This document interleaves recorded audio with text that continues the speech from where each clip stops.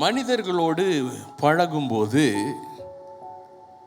அது ஒரு விதமான பழக்கம். பழகுதல், நல்லவர்களோடு பழகும்போது பார்த்தீங்கன்னா அது ஒரு நன்மையான காரியம். சில சொல்லுவாங்க, பழகுவதற்கு இனிமையானவர் அப்படின்னு சொல்லுவாங்க, கேள்விப்பட்டிருப்பீங்க.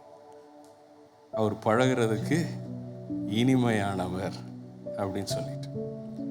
இப்போ மனிதர்களோடு நம்ம பழகும்போது இனிமையானவர்களாக இருப்பாங்க. சில நேரத்தில் கல்யாணம் ஆகும் பார்த்தீங்கன்னா, ஆரம்பத்தில் கணவர் மனைவியை ஒரே புகழ்ந்து புகழாரம் சூட்டுவார்.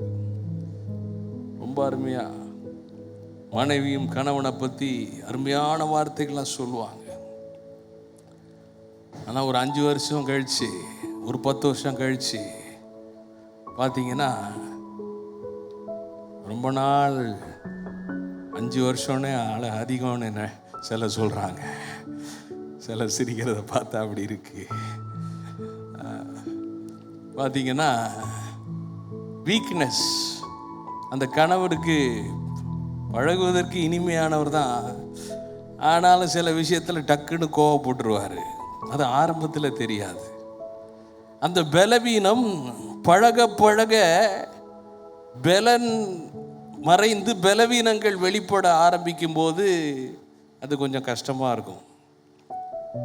கணவனுடைய பலவீனமாக இருக்கட்டும், மனைவியினுடைய பலவீனமாக இருக்கட்டும், அதை பார்க்கும்போது கஷ்டமாக இருக்கும். நம்ம பழகிறவங்களுக்கு ஆரம்பத்தில் எல்லாம் பாசிட்டிவாக இருக்கிற மாதிரி தெரியும்.